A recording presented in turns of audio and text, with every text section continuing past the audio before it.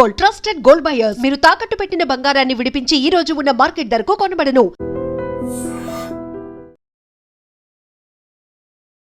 Hi నమస్తే, welcome to iDream media. నేను మీ రొద్దం శ్రీనివాస్.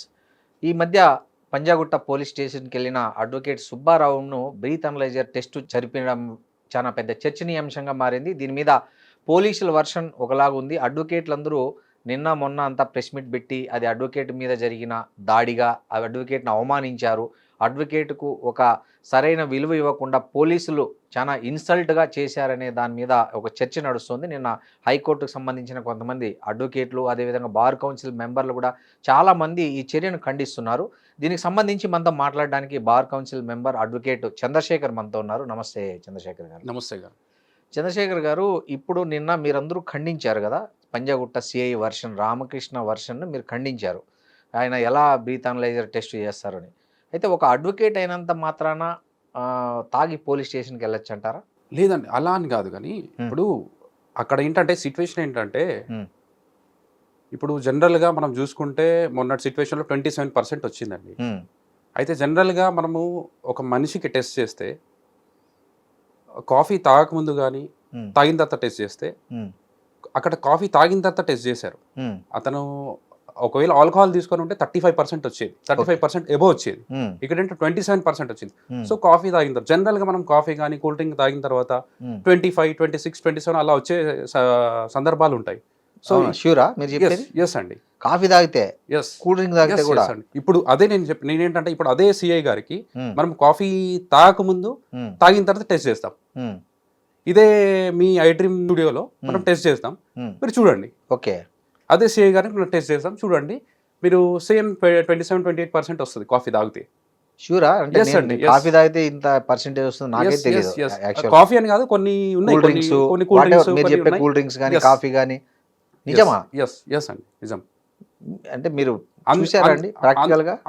అందుకని నేను అనేది, ఆ రోజు 27% వచ్చినా వాళ్ళు ఏం చేయలేకపోయారు అంటే అదే కదా. అక్కడ టెక్నికల్ గా వాళ్ళు ఏంటంటే కేవలం దాన్ని 27% దాన్ని బ్రీత్ అనలైజర్ పెట్టి, కేవలం అక్కడ ఏదైతే టాపిక్ ఒక సైడ్ పోతుంటే దాన్ని పక్కదో పట్టించడము, డైవర్ట్ చేయడం. అంటే ఆ అడ్వకేట్ సుబ్బుని అతన్ని క్యారెక్టర్ గా కొంచెం డ్యామేజ్ చేసి టాపిక్ ని డైవర్ట్ చేయడం, అంతే. అక్కడ ఇప్పుడు అడ్వకేట్ సుబ్బును క్యారెక్టర్ను డ్యామేజ్ చేయాల్సిన అవసరం పంజాగుట్ట సిఐకి ఏముంటుంది మామూలుగా? అంటే అది మీరు అడిగారు కదా, మీరు అడిగిన ప్రశ్నలోనే ఆన్సర్ ఉంది. నేను చెప్పాల్సిన అవసరం, మీరు అడిగిన ప్రశ్నలోనే ఆన్సర్ ఉంది. ఏంటంటే అప్పటి వరకు ఒకలాగుండే, ఆ తర్వాత ఎప్పుడైతే మంగ్లీ గారు సజ్జనార్ గారిని కలిశారో దాని తర్వాత మొత్తం చేంజ్ అయిపోయింది, సిచ్యువేషన్ అంతా చేంజ్ అయిపోయింది. అక్కడ అడ్వకేట్ సుబ్బారావు గారితో రూడ్గా బిహేవ్ చేయడము, ఫోర్సిబుల్గా మన ఆ బ్రీత్ అనలైజర్ పెట్టించడము, మీరు ఊదాల్సిందే అని చుట్టుముట్టు ఇంచుమించు ఒక 20 మంది పోలీసు వాళ్ళు ముఫ్తీలో అంటే సివిల్లో ఉండడము, మీరు బ్రీత్ అనలైజర్ చేయాల్సిందే అని చెప్పి ఫోర్సిబుల్గా చేయించడం అనేది, దీన్ని బట్టి మీకు అర్థమవుతుంది. అంటే మేబీ ఇన్ఫ్లుయెన్స్ అయ్యారు మంగ్లీ సజ్జనార్ గారిని కలవడం అనేది మీ ఉద్దేశం? అవునండి, అంతే. మేబీ ఇప్పుడు అక్కడ మనకున్న ఇన్ఫర్మేషన్ ప్రకారం ఒక అడ్వకేట్ గారు బాధ్యుల తరపున వచ్చి కంప్లైంట్ ఇద్దామని వస్తే, వాళ్ళకు బాధ్యుల తరపున కంప్లైంట్ ఇద్దాం. దానికి ముందు ఇంకోటి ఏంటంటే, అతనికి థ్రెట్ కాల్స్ వచ్చాయి.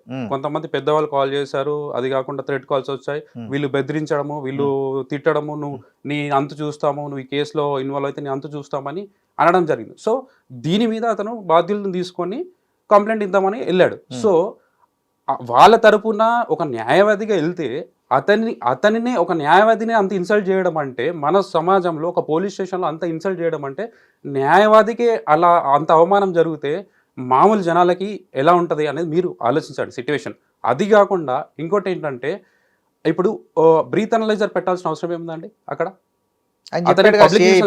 బయట ఇచ్చాడు కదా, ఎవరికైనా ఆల్కహాల్ టెస్ట్ చేయొచ్చు, పోలీస్ స్టేషన్ లేక వచ్చే ముందు తాగి రాకూడదు అని అతను చెప్తున్నా బయట వచ్చింది కదా దీని మీద. అది అసలు ఇప్పుడు అతను బాధ్యులను తీసుకొని పిఎస్కి వచ్చాడండి. అక్కడ ఏమైనా పబ్లిక్ న్యూసెన్స్ జరిగిందా? అతను ఏమైనా న్యూసెన్స్ చేశాడా? అక్కడ పోలీస్ వాళ్ళని తిట్టడం ఏమైనా జరిగిందా? అతను ఎందుకు వచ్చాడు? మీరు కంప్లైంట్ తీసుకోండి అని వచ్చాడు. మీరు ఏం చేయాలి? మీ డ్యూటీ ఏంటి? యాజ్ ఏ SHO, మీరు CI, you are not a common home guard or constable, మీరు ఒక సిఐ అంటే మీరు సీనియర్ ఆఫీసర్. మీరు సీనియర్ ఆఫీసర్, అవును. మీరు రెస్పాన్సిబుల్ ఆఫీసర్. మీ డ్యూటీ ఏంటి?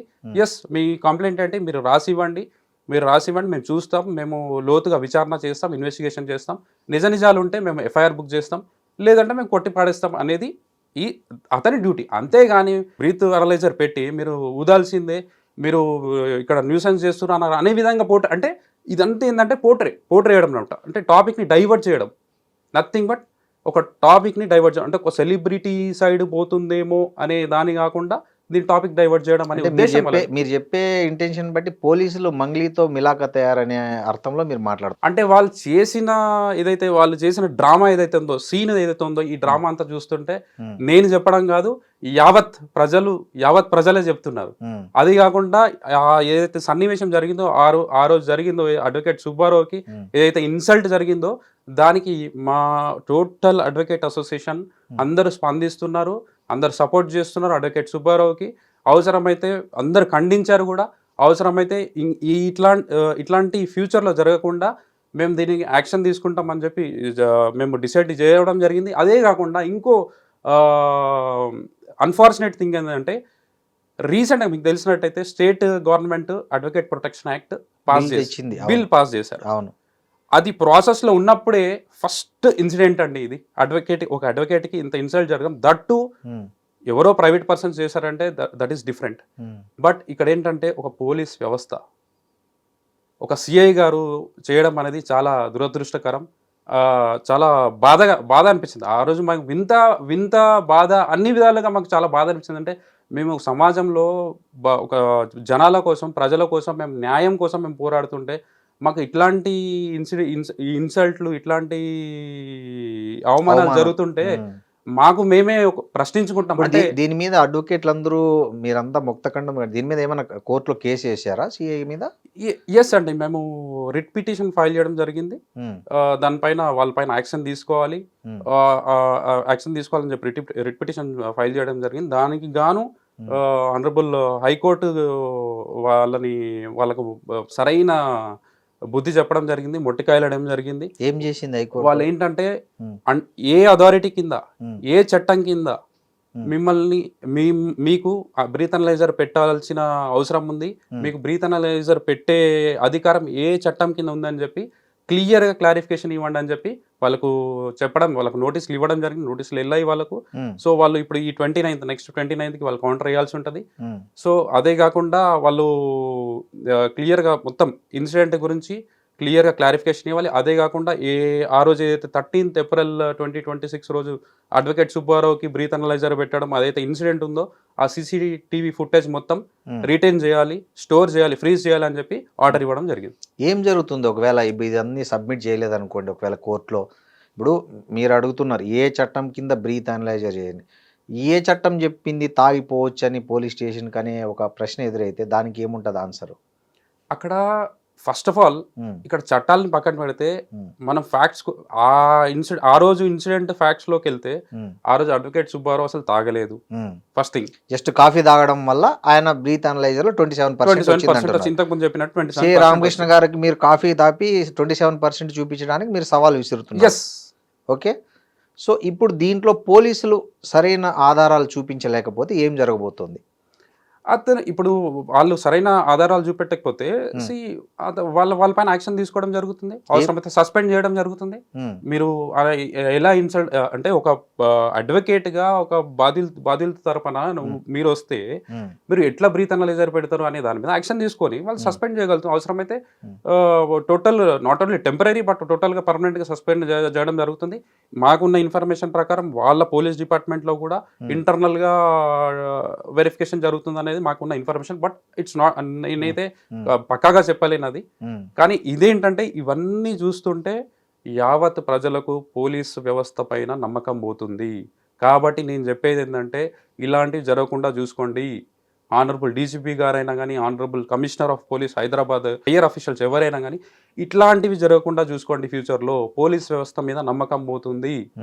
కానీ ఈ మొత్తం కేసు చూస్తుంటే చంద్రశేఖర్ గారు, మంగ్లీ వర్సెస్ సుబ్బు అయిపోయింది తప్ప బాధితులు అనే వాళ్ళు ఆ స్కామ్లో ఉన్న వాళ్ళు ఎక్కడ అంటే వాళ్ళ గురించిన చర్చ తక్కువైపోయింది, వీళ్ళిద్దరి గురించి పోలీసుల గురించి చర్చ ఎక్కువైపోయింది. దీంతో బాధితులకు ఏమైనా న్యాయం జరుగుతుందా దీనివల్ల అని ఒక అడ్వకేట్కి చెప్పండి మీరు. సార్ చూడండి సార్, ఫస్ట్ అక్కడ మంగ్లీ వర్సెస్ బాధితులు విక్టిమ్స్ గా జరిగింది. దాని తర్వాత ఏమైంది, ఎక్కడైతే ఈ Panjagutta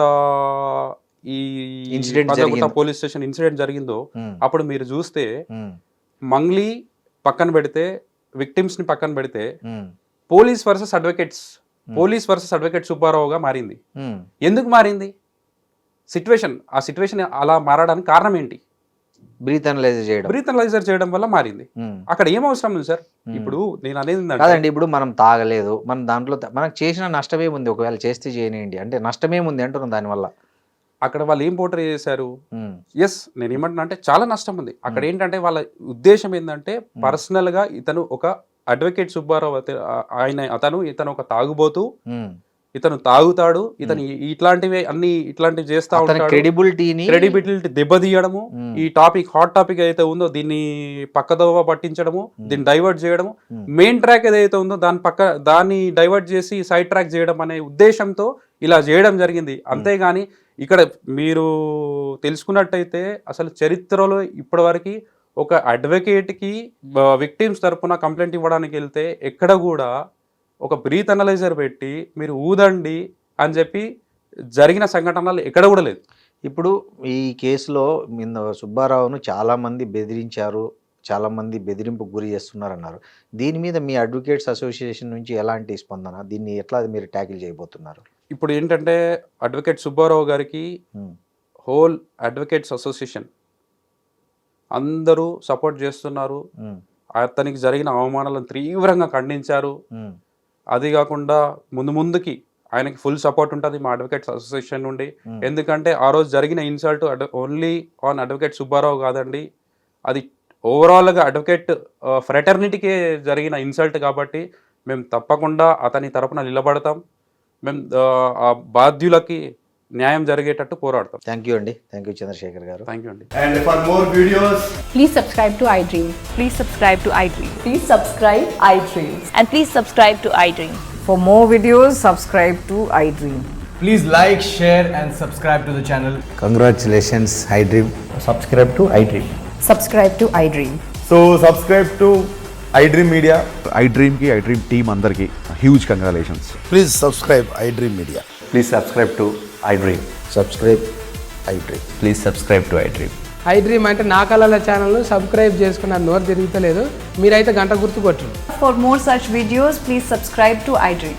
Subscribe to iDream. Please subscribe to iDream. Please subscribe iDream Media. Please do subscribe to iDream. Please subscribe to iDream Media. For best entertainment and information, please subscribe iDream. And don't forget to subscribe to iDream.